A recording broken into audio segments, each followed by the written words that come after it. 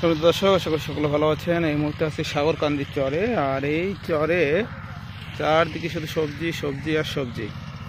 এখানে দেখুন বেগুন চাষ হয়েছে মালচিং পদ্ধতিতে, এখানে মরিচ চাষ হয়েছে মালচিং পদ্ধতিতে, এখানে শসা চাষ হয়েছে মালচিং পদ্ধতিতে, তারপরে ফুলকপি, তারপরে এই যে টমেটো, এই যে বিশাল একটা এরিয়া জুড়ে শুধু টমেটোর ক্ষেত।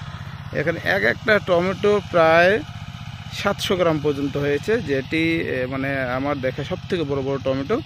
এবং এখানে আমরা যে মাঠটি দেখলাম, এই যে পিছনের এই মাঠটি দেখলাম, এখানে কয়েক বিঘা জমিতে এখানে এই টমেটো চাষ হয়েছে। তারপরে এখানে আসলাম, এখানে দেখতেছি মরিচ। এই আজকে জানুয়ারি মাস, এই সময় মরিচ বিক্রি করছে, এই সময় বাজারও ভালো পাচ্ছে। এবং এখানে পলি মালচিংয়ের ব্যবহার করা হয়েছে। এই যে এখানে টমেটোর এখানে একটা সিস্টেম দেখেন, যে আসলে টমেটো লাগানোর পরে এই টমেটোর একটা ছাউনি টাইপের আর কি উপরে দেওয়া হয়েছে। তারপর সেখানে এই ছাউনি পাট কাঠি এবং সুতা দিয়ে ছাউনির উপরে টমেটো গাছ আছে। তারপর সেই টমেটো বিক্রি হচ্ছে বর্তমানে 70 থেকে 80 টাকা দরে। এবং এখানে বিভিন্ন ধরনের শাকসবজি চাষ হচ্ছে।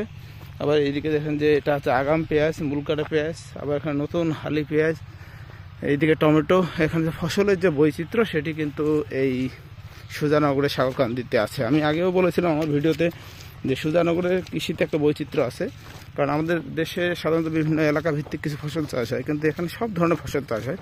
যদিও এখানে বেশিরভাগটা পেঁয়াজ, তারপরও এখানে মসুর, তারপর মাসকলাই, খেসারি, কুসুম, এবং সবজির বেলা যদি বলি কপি, ফুলকপি, মরিচ, টমেটো, এমন কোনো ফসল নেই যেটা চাষ হয় না।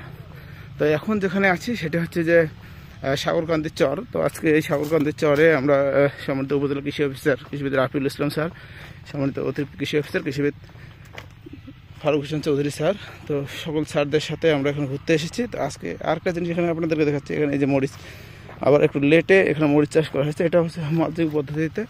এবং এই যে দেখুন মরিচের লাইনগুলো কীরকম স্ট্রেট লাইন, কি চমৎকারভাবে আছে। তো আসলে এভাবে আধুনিক প্রযুক্তি ধ্যান ধারণা গ্রহণের মাধ্যমে আমাদের কৃষকরা কিন্তু এগিয়ে যাচ্ছে, আমাদের কৃষকরা লাভবান হচ্ছে। আমরা চাই যে আমাদের কৃষি এভাবে এগিয়ে যাক এবং কৃষি সমৃদ্ধ বাংলাদেশ হোক।